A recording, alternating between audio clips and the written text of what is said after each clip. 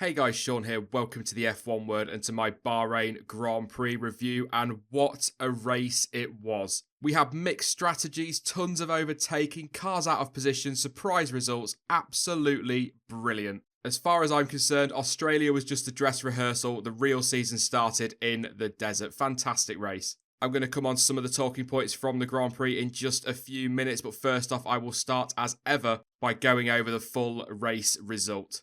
Following his win in Australia, it was Sebastian Vettel who made it back-to-back victories for Ferrari, finishing just under 7/10 clear of Valtteri Bottas. Great scrap towards the end. I'll come on to that in just a few minutes. Lewis Hamilton, great recovery, 9th to 3rd. Lewis himself describing it as good damage limitations today. He was on it down into turn 1. That 3-car overtake was absolutely brilliant to watch. Okay, yes, some people are saying, oh, what a surprise, a Mercedes passing 2 Renault cars. But still, it's racing, it's what we want to see, it's overtaking. Didn't have it all his own way though today. Communication issues with the team left him a little bit frustrated as well, it's fair to say. But still, a great comeback drive from Lewis Hamilton. But Pierre Gasly, P4, what a drive from him. Again, I'm going to talk about him in a bit. Fantastic for Toro Rosso. And also fantastic for Kevin Magnussen. Great way to bounce back for Haas after a disappointing result in Australia. Looked good all weekend, to be fair, Kevin Magnussen. He seems, at this early stage, to pretty much have Grosjean in his pocket. And that is a bit of a surprise for me, to be honest. Nico Hülkenberg, P6, kind of slid under the radar a little bit for this race. Not a lot said about him. Pretty quick and consistent with it as well. And I think that's a really good result for Renault.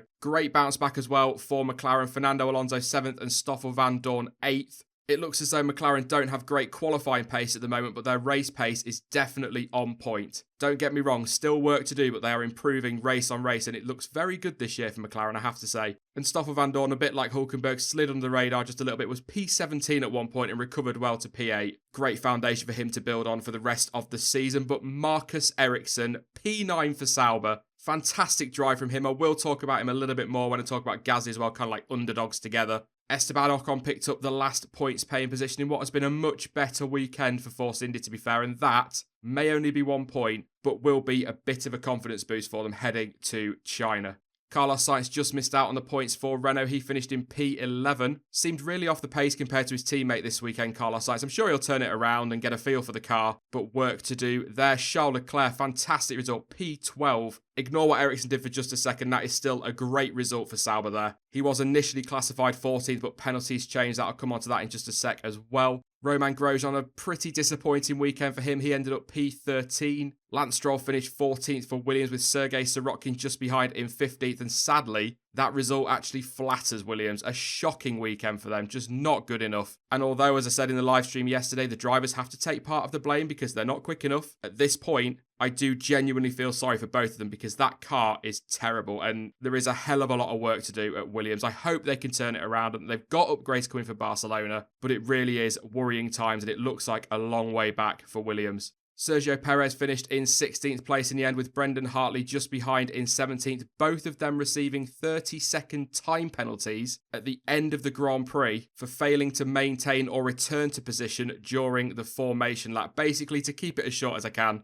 Perez overtook Hartley on the formation lap, didn't return the position before the safety car line, and so got a 30-second time penalty for that. And Hartley got the same penalty for failing to re-overtake Sergio Perez before the safety car line. And to compound matters for him, he also got 2 penalty points on his super license because he failed to enter the pit lane as per the rules. Again, basically put, if you are out of position on the formation lap, if you haven't returned to your position before that safety car line, you have to come into the pits and start from the pit lane. Hartley didn't. Slam dunk penalty. Disappointed for Hartley because he also got a 10-second time penalty during the race for a collision with Sergio Perez, ironically. But I have to say, the pace is definitely there in that Toro Rosso, and Hartley should have been in the points. And we had 3 retirements from the Bahrain Grand Prix, which I will discuss just a little bit later in the video. And they were Kimi Raikkonen, Max Verstappen, and Daniel Ricciardo.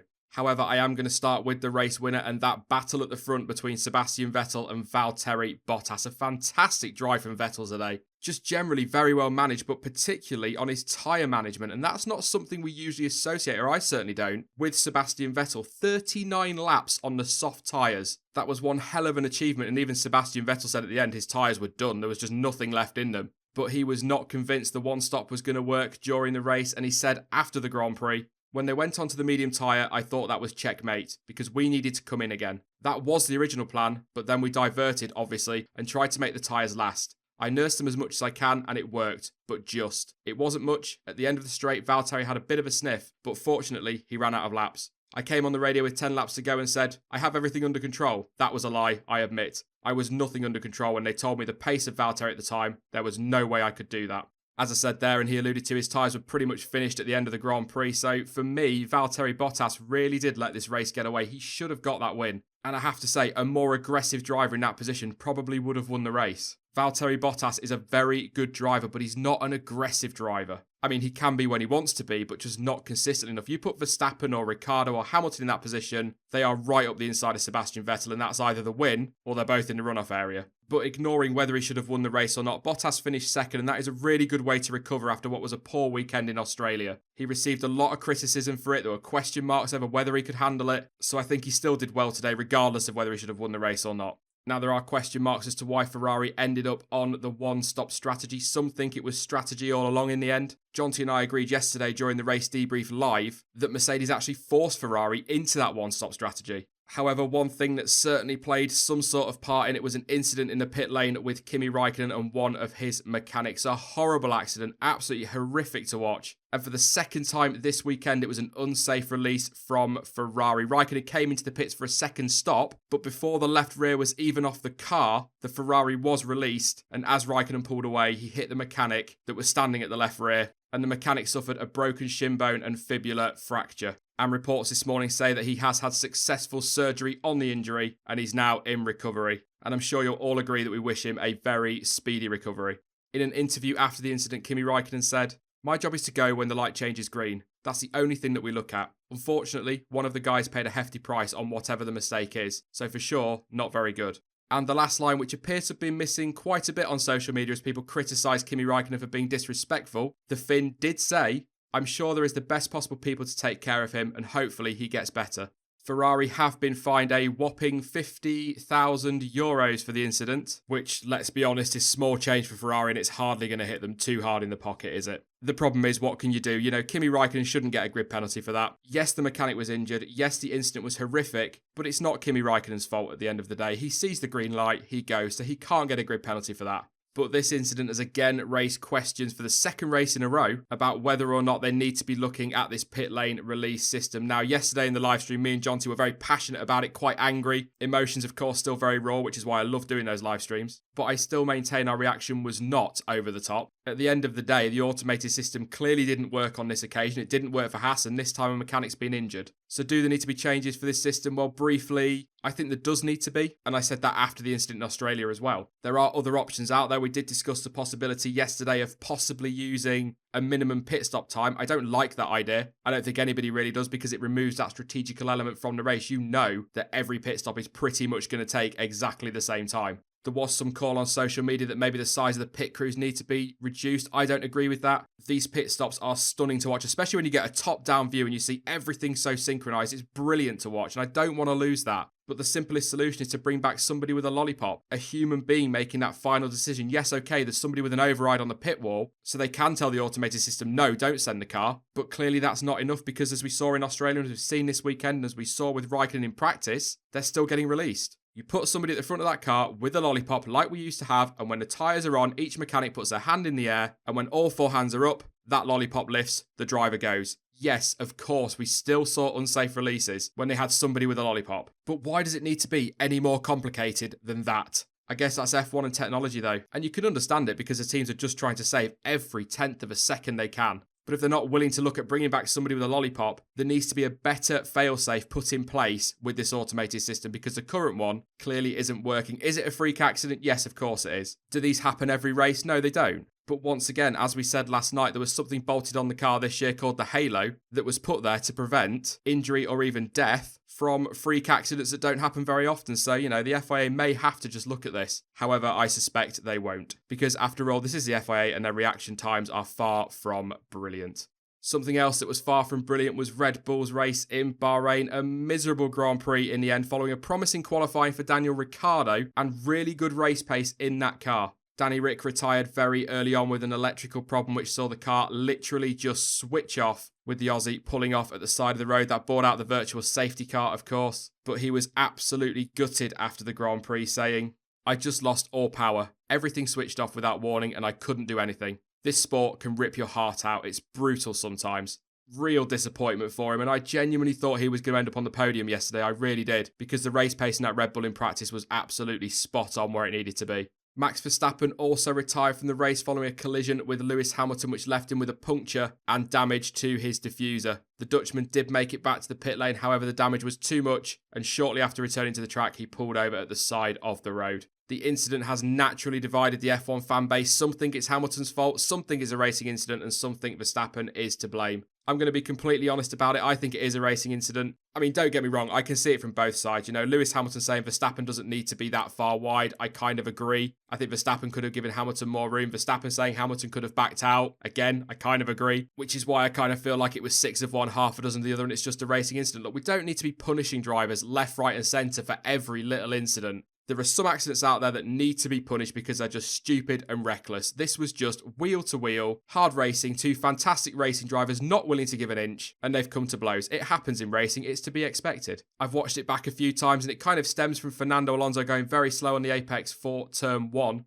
That led to Max Verstappen, who was up the inside of Lewis Hamilton at that point, kind of taking a wider line. He was very wide, to be fair, but you could argue the move was made and the position was his. It is a tricky one, and like I said, both drivers could have done something to avoid it, which is why it has to go down as a racing incident. Now, both drivers have had their say on the incident. Lewis Hamilton saying, "I have to rewatch it, to be honest, because in the heat of the moment, I only have one picture in my mind. I tried to avoid, we were battling. I was on the outside and we were relatively alongside each other, but I did back out. I realised I had to, but he continued to come across and that didn't leave me any room and we ended up touching." Max Verstappen stated, "We got a bit squeezed, but from the middle to the end of the corner, I was ahead. I then felt a nudge from behind and could feel the puncture and therefore knew the race was likely over. In my opinion, there was plenty of room for both of us to go around the corner, and to say no further action taken is a bit harsh as I am now out of the race due to that contact on my left rear. If that was the other way around, I'm sure he would want it looked into." As I've already said, I'm calling it as a racing incident, but what do you think about the Hamilton-Verstappen contact? Let me know your thoughts in the comment section down below, a line I'm probably going to regret.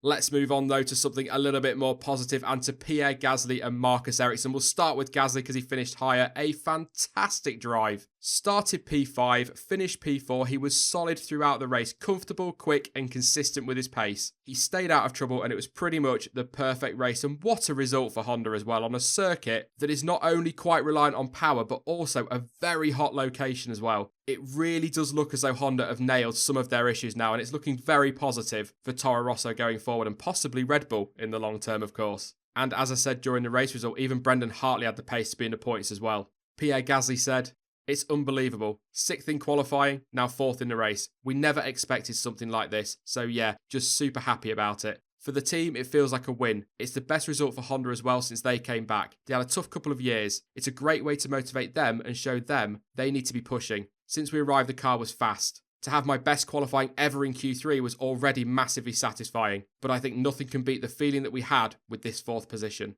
As Gasly said there, he was consistently in the top 10 through every session over the course of the weekend, and it is well deserved. Also well deserved is Marcus Ericsson's 9th place finish. An incredible drive, and as far as I'm aware, the only driver outside of the podium to make a one-stop strategy work. Sauber looked good all weekend, and both drivers looked quick. It really was impressive from Ericsson. His first points finish since Monza in 2015 as well, but really well deserved. And to be perfectly honest, it's just great to see Sauber being able to get involved in that midfield fight.